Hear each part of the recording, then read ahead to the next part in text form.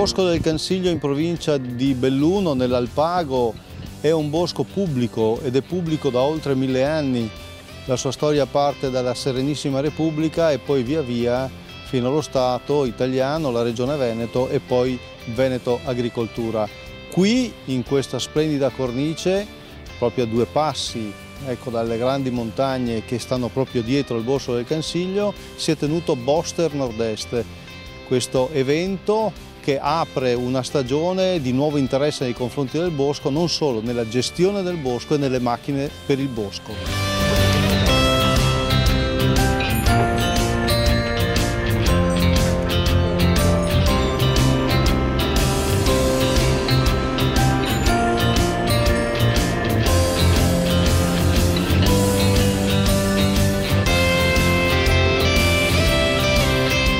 Consiglio Veneto c'è questa fiera Boster. Sì, è un evento importante, uno degli eventi che vogliamo anche ripetere negli anni. Tutta la filiera dalla foresta fino all'utilizzo finale è presente in questo territorio, un evento che vuole anche segnalare l'importanza della montagna in generale, della foresta, dell'utilizzo della materia prima. E credo che sia importante anche per i cittadini perché vengono a conoscenza anche di un patrimonio importante gestito anche dalla Regione del Veneto e che può essere utilizzato in futuro anche per questioni non solamente sociali ma anche di reddito. Ecco, il bosco però è legno e legno soprattutto in questo periodo equivale a lavoro.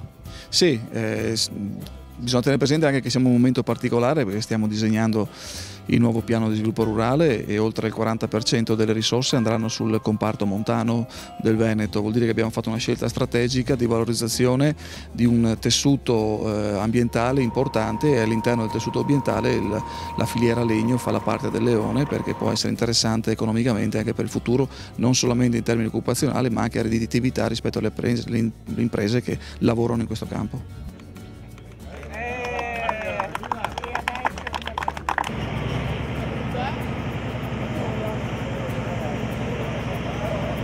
Apriamo oggi e apriamo con somma soddisfazione perché abbiamo come iscrizione ben 67 ditte commerciali che coprono tutto il settore della filiera del legno, dal bosco alla lavorazione all'energia e alla lavorazione fino alla bioedilizia.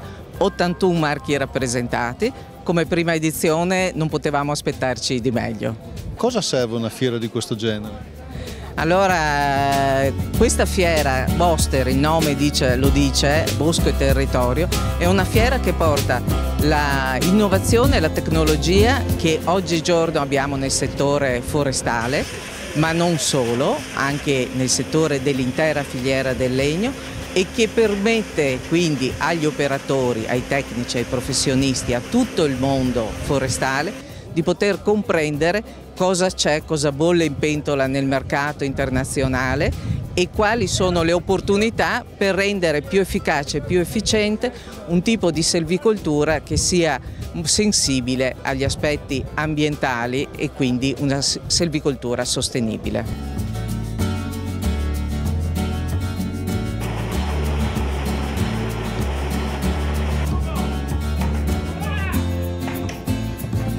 La riuscita di questa manifestazione, ecco, quanto è importante per questa foresta storica?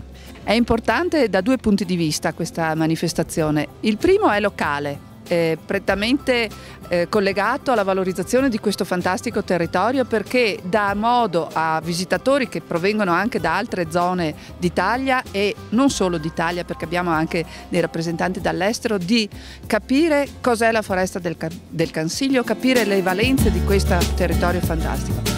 Ma è molto importante per tutto il comparto forestale del nord-est e per le ditte boschive, per le persone che lavorano nella filiera del legno, perché stiamo portando dell'innovazione, stiamo portando delle conoscenze nuove che possono rimettere in moto le nostre foreste. Questo è lo slogan di Boster, vogliamo rimettere in moto le nostre foreste, che vuol dire in un tempo di crisi avere una risorsa forestale che possa essere utilizzata compatibilmente con tutti i crismi che ci sono del rispetto dell'ambiente, della sostenibilità, però anche con un occhio particolare alla produzione di valore come può uscire dai nostri boschi.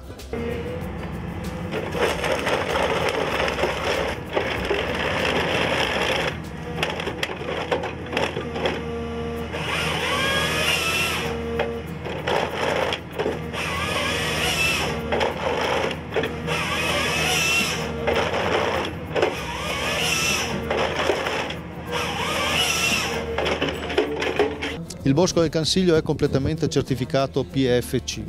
La certificazione è un momento importante che l'ente gestore Veneto Agricoltura ha ricevuto perché ha rispettato tutti i canoni di gestione forestale sostenibile, gli stessi canoni che sono per i boschi del Canada, della Finlandia, del Brasile, eccetera. Vuol dire che c'è una completa gestione secondo canoni ambientali, sociali ed economici che hanno i più alti standard riconosciuti a livello internazionale. Quindi sia l'aspetto della flora che della fauna che gli aspetti sociali e soprattutto economici hanno avuto il benestare da un ente terzo che è venuto a verificare la conformità a un ente internazionale. Quando dice soprattutto economici, cosa intende?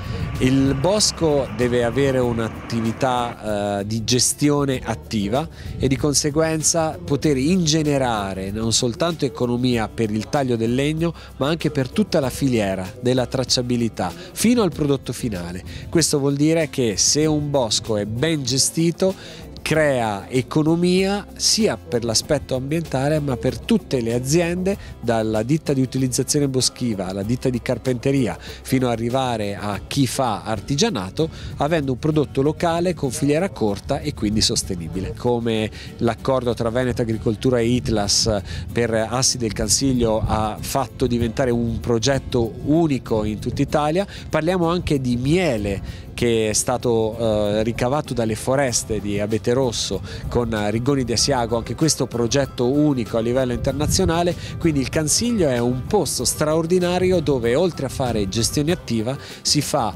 cultura del mondo forestale.